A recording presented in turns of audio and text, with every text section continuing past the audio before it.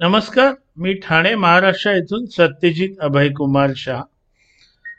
आता आपल्या अनेकांना माहीतच असेल की 2019-2020 पासून मी जी ही इक्विटी लिटरसी मिशन किंवा जिला मी संक्षिप्तपणे ELM म्हणतो अथवा शुद्ध मराठीत समभाग गुंतवणूक साक्षरता मोहीम, या मोहिमेअंतर्गत मी भारतीयांना ज्यांना समभाग गुंतवणुकीविषयी काहीही ज्ञान नाहीये आणि ज्यांच्याविषयी काहीतरी विष कालवलं गेलंय, अनेकांनी ज्यांनी चुका केल्या, ज्यांना नुकसान झालंय, पण ते लोकांना त्याच्याबद्दल चुकीची माहिती देतात, अशा लोकांना म्हणजे ज्यांना मी निरक्षर म्हणतो अथवा अंगठे बहादर म्हणतो, अशा अंगठे बहादर भारतीयांना समभाग गुंतवणुकीविषयी मी साक्षर करण्याचा हा माझा प्रयत्न आहे.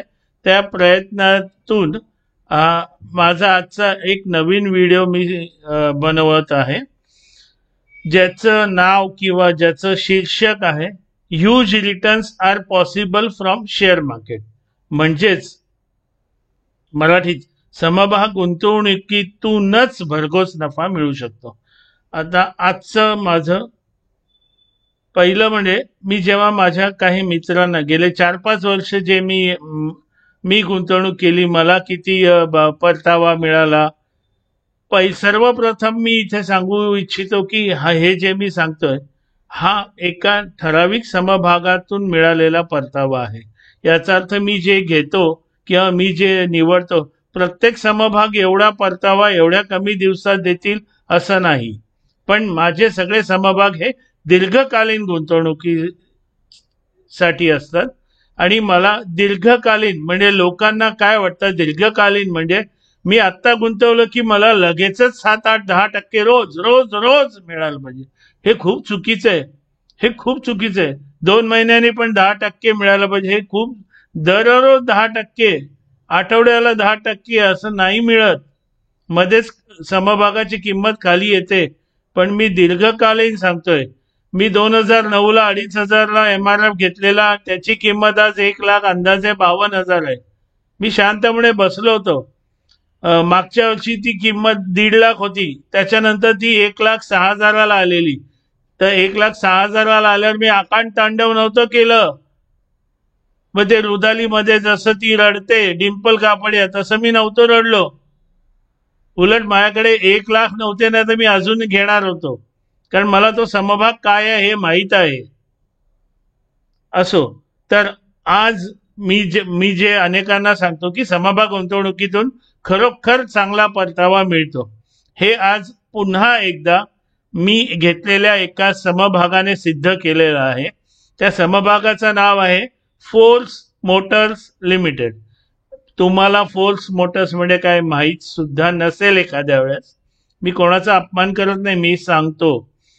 फोर्स मोटर्स म्हणजे तुम्हाला टेम्पो माहित असेल, बजाज टेम्पो जिचं पूर्वीचं नाव होतं. टेम्पो लिहिलेल्या अनेक गाड्या आता दिसतात, पण त्याच्यावर आता फोर्स हे त्यांचं नाव येतं.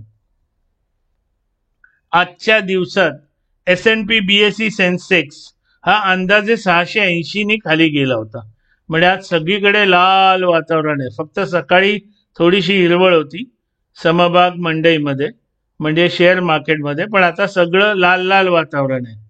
एवढा खाली समभाग निर्देशांक येऊन सुद्धा मी 20 अथवा 22 मेला जो शोधून काढला समभाग, तो फोर्स मोटर्स लिमिटेडने आज एका दिवसात 20% परतावा दिलाय.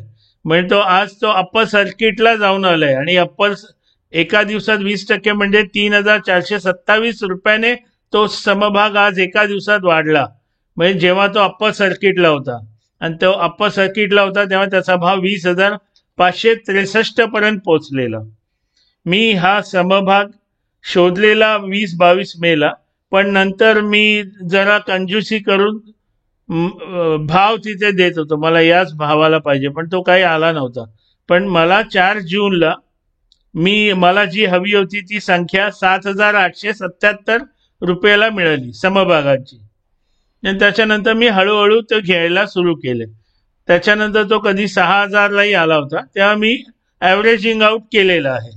पण आज मला माझ्या 4 जूनच्या ज्या भावात घेतला तो भाव पकडला आणि आजचा अपसकीटचा भाव पकडला. आज मला गेल्या अंदाजे 10.5 का 11.5 महिन्यांमध्ये 161% फायदा मिळालेला आहे. म्हणजे मी 100 रुपये गुंतवले असतील तर मला 161 रुपये त्याच्यावर परतावा मिळालाय. हे सगळं स्वतःच मी सांगतो. मी काय अजिबात खोटं बोलत नाहीये. अंदाजे 1 वर्ष 1.5 महिन्यात. आणि अजून एक माझ्याकडून चूक झाली. मी सप्टेंबर ऑक्टोबरला 23ला पण हा समभाग पकडला होता. मी अभ्यास केला होता तेव्हा 3,500ला होता. पण तेव्हा मला जरा धाकधूक वाटत होती म्हणून मी माझ्या कोर टीमला विचारलं काय वाटतं. कोणीच उत्तर दिलं नाही. माझी हिंमत नाही झाली आणि माझ्याकडे पैसेही नव्हते म्हणून मी सोडून दिला. पण तरी माझं त्या समभागाकडे लक्ष होतं. पण शेवटी 7,877ला मी आता डेअरिंगला मराठीत काय म्हणतात माहित नाही, पण मी धाडसाने तो समभाग घेतला आणि आज तो 20,563.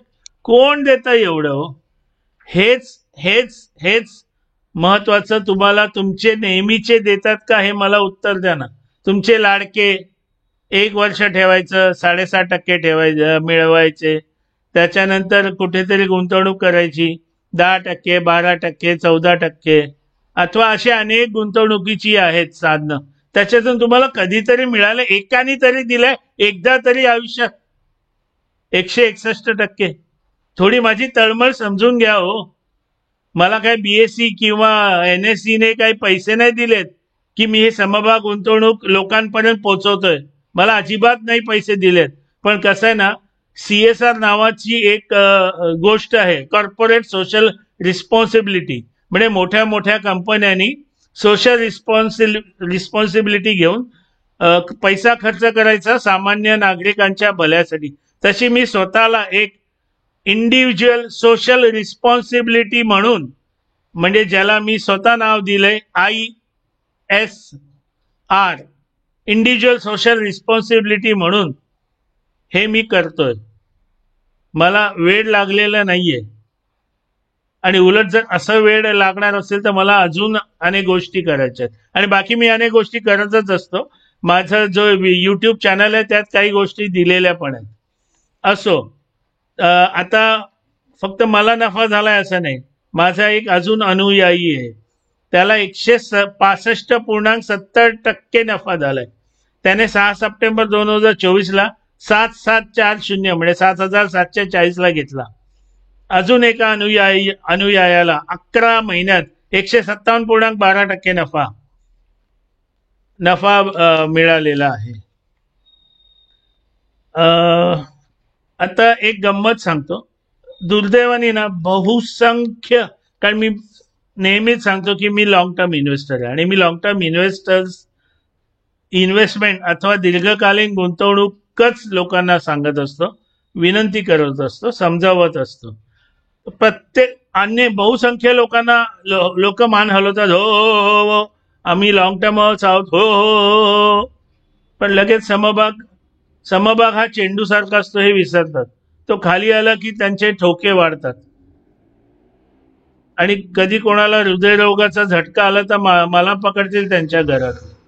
खाली येणारच. विजय किडे नावाचे एक सामान्य ग्रस्त, पण आता ते HNI झालेत, हाय नेटवर्थ इंडिव्हिज्युअल. कशामुळे? समभाग गुंतवणुकीतून. त्यांची मी एक मुलाखत पाहत होतो. त्यात त्यांनी काय सांगितलं, ते समभाग निवडायला त्यांना 1 महिनाही लागतो, 1 वर्षही लागतं, 2 वर्षही लागतात. पण ते एकदा समभाग निवडल्यावर त्याची संख्या वाढवत जातात. म्हणजे इंग्रजीत more and more shares he starts अॅक्युम्युलेटिंग.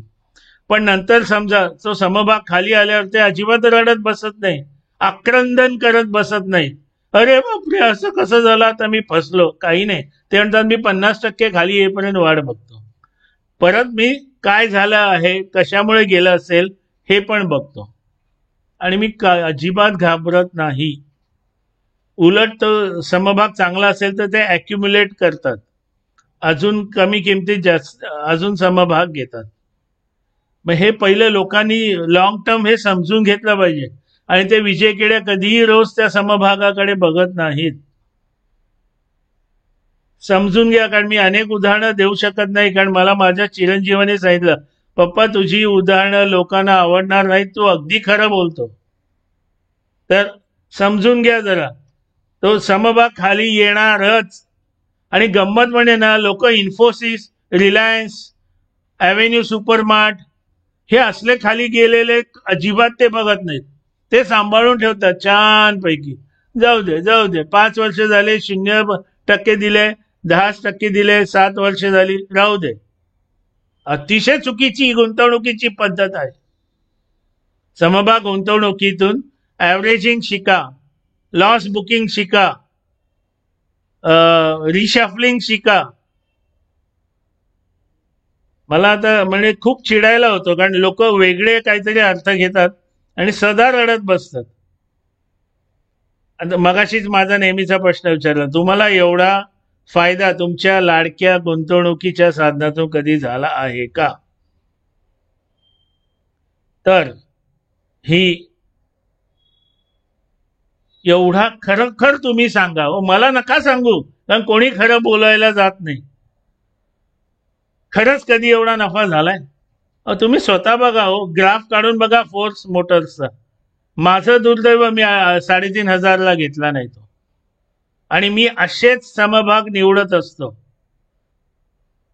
आगरकरांचं एक वाक्य होतं की ते वेगळ्या वाटेने जातात. मी सुद्धा समभाग शोधताना वेगळ्या वाटेने जात असतो. 5-6 दिवसांपूर्वीच मी एक समभाग शोधलाय 20,000 रुपयाचा. बघू आता तो कसा वाढेल.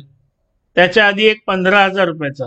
अजून एक मला इथे जाता जाता सांगावंसं वाटतं, मी अनेक गुंतवणूकदारांचं बघितलंय.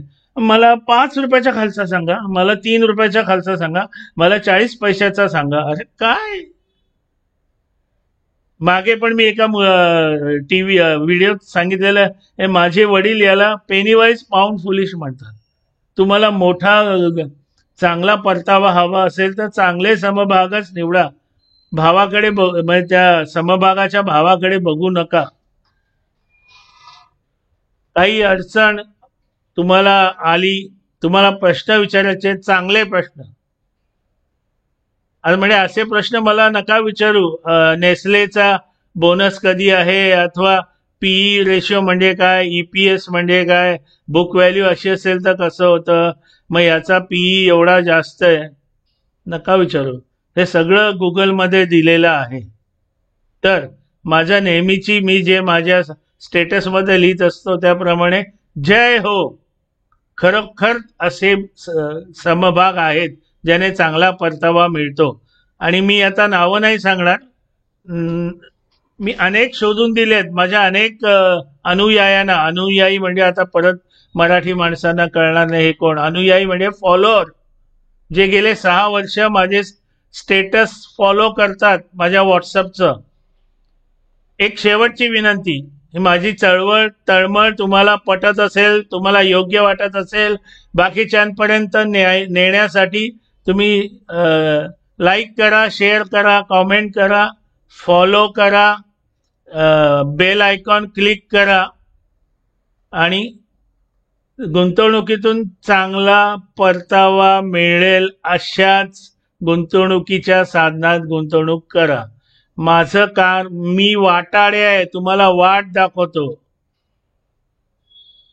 धन्यवाद. उद्या किंवा आता परत 2 तासांनी एखादा करण्याचा विचार आहे, कारण मला एक विषय सुचलेला आहे. नमस्कार, धन्यवाद आणि जय हो.